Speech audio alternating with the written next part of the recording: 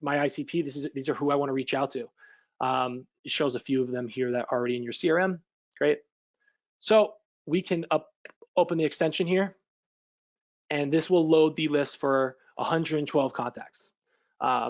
So really, really quick and easy to upload large lead lists. Like, you know, you don't have to do it manually one by one. And it just helps your reps in easy time. I could throw this right into a cadence, 100 individuals. So I don't want to add people that are already in the Salesforce, which shows me. So if I go to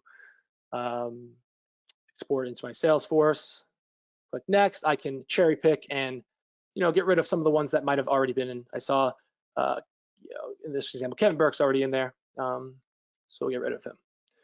And so now we can upload all these into our Salesforce, right into our lists. And that took me, you know, not even a minute to do.